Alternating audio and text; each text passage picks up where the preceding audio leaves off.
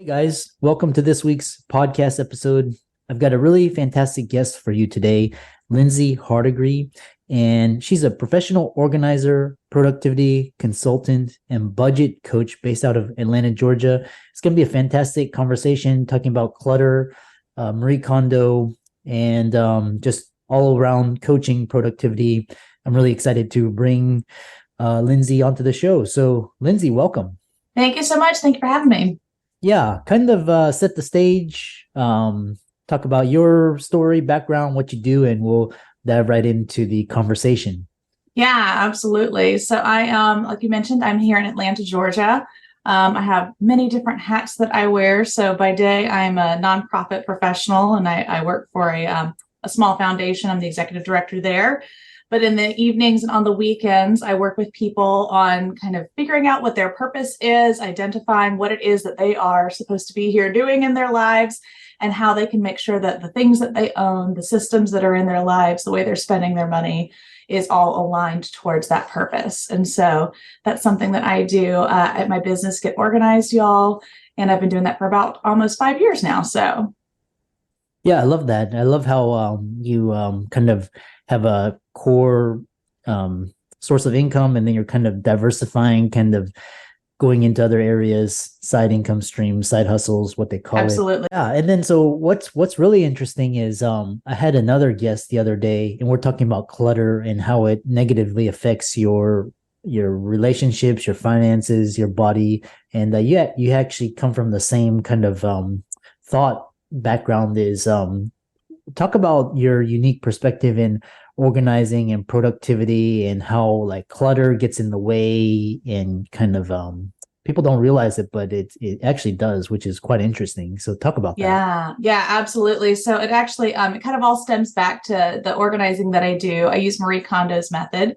And that's really kind of what started my business. And then the productivity consulting and the budget coaching kind of came alongside that, because I noticed there were just so many things that my clients had in common that were needs in those areas as well. But when I started doing organizing using Marie's method, one of the things that really drew me to that method was the fact that the goal is not necessarily to make things look good. It's not to have a certain organizing system. It's not to own a certain number of items. There's not an arbitrary system that you're putting on top of your life. The whole point of the method is to really get to that core purpose. Really, what is your vision for your life? And let that be the measuring stick that you use as you're evaluating the things that you own. And I found that that particular method really lends itself to other areas of life as well. If we become much more intentional about why we're doing the things that we are doing, then we'll be able to, like you said, kind of clear out that clutter that gets in the way of so many things. And I see it time and again with my clients that the things that they own, or the ways that they're spending their money, the ways that they are kind of organizing their digital lives, and kind of the way that they've organized their time, those are all things that can get bogged down and weighed down when we get away from our priorities. When we say, you know what, just add a meeting to my calendar and that's fine, without having any kind of filter that goes through. Or let me just spend money and not pay attention to where it's going. And then I'm going to be upset when I don't have enough to cover the credit card bill this month, or whatever the case may be. That desire to really define what it is that you want and be intentional about all aspects of your life. I kind of got that through Marie's method, but I have found that it really does work in so many other areas as well. Yeah. One question I have is how does Marie Kondo's method relate to phone? Because, kind of the flow of energy and how it creates abundance and prosperity. How does Marie Kondo's method differ, similar, compare, contrast, and so on? Yeah, I would say they're complementary methods. And that can be said about a lot of different things that are complementary to the way that Marie does things. One of the things you often hear another comparison about is Marie Kondo about minimalism? The answer is no, that's not what she's about, but they're very complementary methods. So when it comes to feng shui, there's one of those things that if that's something that's interesting to you, if that's something that you personally believe in, something that you have found to be life-giving for you, her method absolutely can help you to get to that point. But you don't have to have that as a part of the method.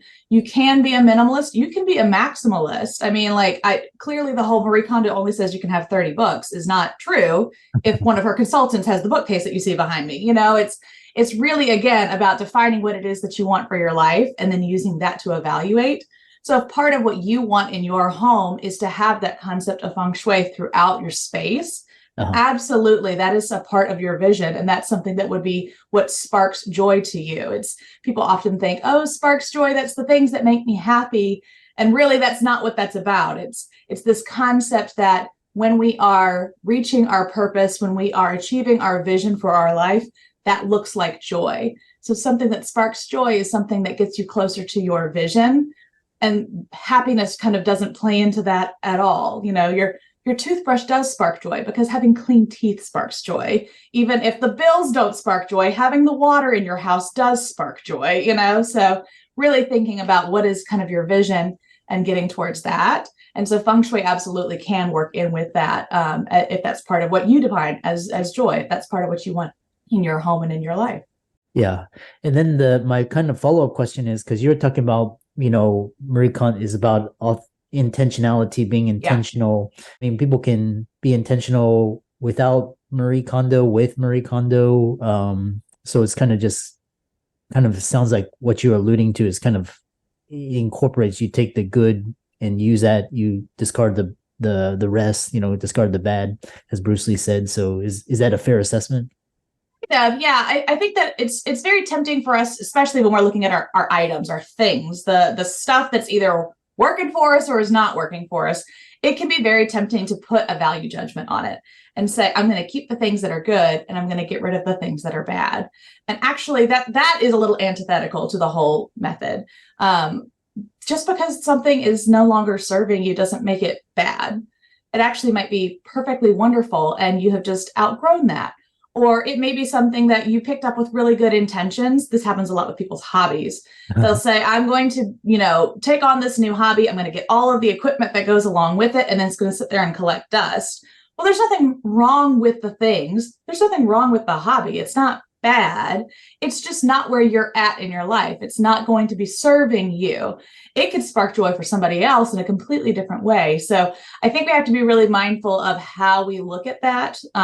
When I'm working with my clients, it's not, oh, get rid of all the things you don't like. You actually might get rid of something that you really, really love and was really important to you and really meant something. And it's no longer a part of your life. It's not bad. It's just no longer serving you. So that's something I always have to kind of work with my clients to be careful that we don't put value on whether you're keeping something or not. It's not about, is it good or bad, but it's about, is it serving you or not? Yeah, I love that. You know, kind of follow-up questions is, you have basically, it centers around organization, and you talk about intentionality and talk about why it's important to define your vision before you begin organizing. Yeah. A lot of this kind of goes back to that idea that we're not doing somebody's system of organizing. It's not, I think I need to come into your home and make everything look like a rainbow, even though that's beautiful. And if you love that and you want that, then we can definitely work on that. It's not, oh, there's this particular kind of bins that you have to get that fit all together in a certain way. If that's something that works, great, but that's not what I'm bringing to your home necessarily. What we're looking to do is to make your space, your time, your physical space, your digital space, your mental space. We want to make all of those things work for you. And you're a unique individual. The vision that you have for your life is going to be different than what anybody else has for their own lives. And so I can't come in and say, here's how we get started and what we do without first finding out from you where we headed. You can't just say we're going on a road trip without knowing what your destination is. We have to know where we're going first. And so you have to stop and define that vision before you do anything else. And one of the things that I often find when I'm working with clients is that as we go through the method, and this happens also with budgeting, this also works with productivity, that as we're working together, and I am the person holding you accountable saying, well, this is what you said your vision was. And this thing that you were trying to keep, the system you're setting up, this way you're spending your money, I'm not seeing how that fits in with your vision. So I'm just highlighting that for you. Sometimes what that happens is people say, you know what, this thing that I'm doing actually is really important to me. I need to adjust my vision so that it includes this. Or people say, you know what, the vision that I said wasn't clear enough. I need to get more specific. So as we're working together, what that vision looks like often tweaks a little bit and it gets a little bit more complex, but that's a beautiful thing because we are complex creatures. And so by doing that, you are getting more and more honed in on what it is that you want, which makes it so much easier to recognize when you've got something that you don't. Whenever there's something that you say, I don't see how this fits into my vision, it becomes a lot more easy to let it go, to give it a new home, to remove it from your to-do list, whatever that might be. So defining your vision is a way of like defining your destination. And it's something that's constantly growing and molding and shaping because we are doing that as humans. Yeah. Yeah, really interesting, insightful answer. And then kind of, we're moving on is this idea of you talk about productivity tools, and what are some of your favorite productivity tools or apps, and how have they transformed your approach to organization and time management? Yeah, I think that one of the things that is most important is to have a calendar. And what that calendar looks like is different depending on who you are and what your needs are. I personally use a digital calendar. I do still have people that I work with that are paper calendar people, and that's totally fine too. Whatever it is that works for you, the goal is to have something where you know exactly where your list of things you're supposed to be doing lives. And it's not something you're trying to carry around in your head. Our heads are meant for processing, for thinking, for understanding. They're not meant for retention. So don't beat yourself up because you forgot an appointment. Your brain wasn't supposed to remember that appointment. Put it in your calendar. So I personally use Google Calendar. That's kind of the way that I operate. And because I have all of these different areas of my life where I operate, kind of the things I do for my day job, the things I do in my business. I'm also currently finishing up a doctorate degree. So it's one of those things where I've got all of these different things going on. So I actually have different Google calendars that all layer together. And that works really well for me personally. For some people, that's going to be way too complicated. So again, it kind of goes back to what is it that works for you, or what doesn't work for you is sometimes a more helpful thing to define. But having a calendar is one of my favorite productivity tools. That and having some sort of centralized to-do list, so that you know, oh, what am I supposed to be doing? What are the things that I need to remember? Again, one place where you know that it lives. And that might be an app that you use. That might be a paper calendar. That might be something you've designed for yourself using like Notion or one of those other systems. So there are a lot of things that could look like, but having it in the first place is the thing that I always recommend for my clients. Yeah. And moving on to kind of, so I love that, there's so many productivity tools, apps, and basically, this idea of centralization and, memory, kind of working memory, and kind of just everything on automation, and kind of talk about personal application, and how does the organizing and productivity work that you do align with your own life and vision? And can you share how you apply these principles personally? Yeah, absolutely. So one of the things that's really important for me personally is I have some skills and some talents which can help other people. And so part of my vision is finding ways to help other people. I personally find that very rewarding and very fulfilling. It allows me to kind of stretch myself in ways that I can't do in my given job. So that's one of the things that's really important for me, is saying, this is something I'm good at. This is something I can help people with. I want to help people. So that's a part of my vision, is how am I able to help people live a more meaningful life? But even beyond that, kind of if you take that even a step further, the day job that I have, I work in nonprofit. And so the work that we do is it's a part of a small church foundation. We provide grant funding for different kinds of outreach work. So issues around hunger or homelessness, people who have been trafficked, refugees and immigrants, kind of all of these different areas within the kind of sphere of poverty and oppression. And so to take my own personal vision a step further, my life is really centered around how do we help people live more meaningful lives? Sometimes that looks like helping them with a calendar app. Sometimes that helps them with figuring out how are they able to have a sustainable job so that they're able to feed their family and able to keep a roof over their head. So there's a lot of different ways that I see that playing out. And so that's kind of my core driver, is how am I able to help people live a more meaningful life, and what shape does that take today? So the tools and skills that I have kind of get turned back out as outward facing from kind of that perspective. Yeah. Another thought or idea was, I was talking, as I was alluding to the previous guest, And she was saying, clutter and actually affects people's finances. As a YNAB certified budgeting coach, will tell people what YNAB is first, and then what common challenges do you see people facing with their finances, and how do you address these through coaching and through your particular methods? Yeah, so YNAB, or the acronym is You Need a Budget. So that's a budgeting, it's a software system, but it's also a method.